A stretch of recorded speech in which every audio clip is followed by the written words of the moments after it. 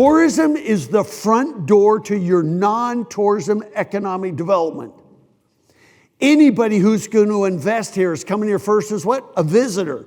They could be a site selector, real estate agents, investors of some kind. And that's what you have to understand. Tourism is the front door. And these people are saying, is this a place our employees would want to live? You know, and so you have to look at it that. And it is the purest form of economic development. We love tourism because people come, they spend money and go home. We don't have to have all the social services for them. If you bring in the right kind of visitors, we don't have to police them. I mean, it's a great thing for you. But here's one of the biggest changes in economic development in North America, both the States and in Canada. For the first time in history, jobs are now going where the talent is or where the talent wants to be. That changed everything.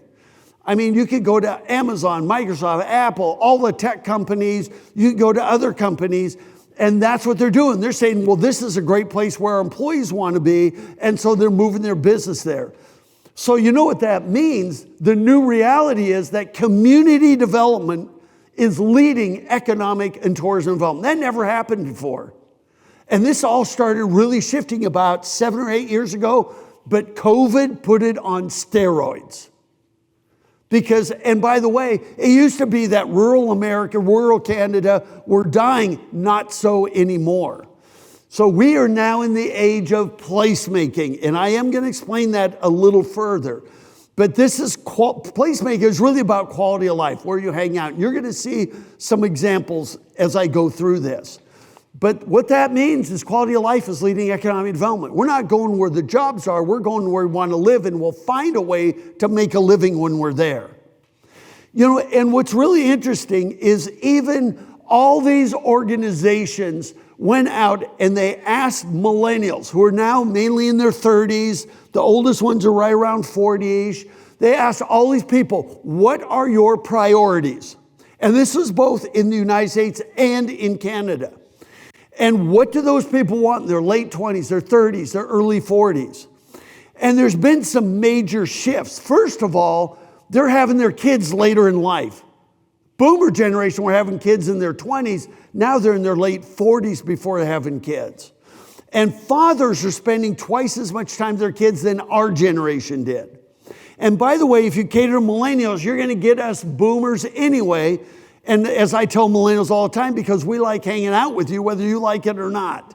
So if you cater to millennials, you're going to get everybody. And that is really important. So these are their priorities from them in order. Number one is safety, particularly for kids. That's number one. And that's good news for you. I mean, every town we were in the whole, we never felt worrisome like we might in some of the urban areas. Number two on that list is they want a good educational system and childcare. So they want some good schools. Niche.com is really great at rating schools. And then and I think you're good there. You did really good there when we were researching you. They wanted engaged community, a sense of belonging, a downtown.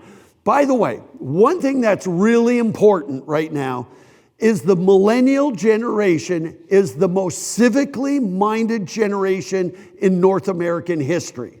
There are more mayors, Mayor Edmonton, more mayors under the age of 35 today in Canada than any time in history. Heck, us boomers, we were down with the establishment. Then somehow we became the establishment and really screwed it up. But the millennials, they want to be part of it. They don't want the good old boys network. They want to be engaged. Not just young professionals, but they say, well, give us a role. We want to make a difference in our communities. And they want to feel that up front. You know, and then number four is they want some cultural depth, where there's performing arts, visual arts, you know, education, good food, you name it. They want some cultural depth. And guess what? That's generally, look at downtown is really filling in a lot of these. And here's number five. Here's one for you in Huron County. They want life after 6 o'clock. How's that working for you?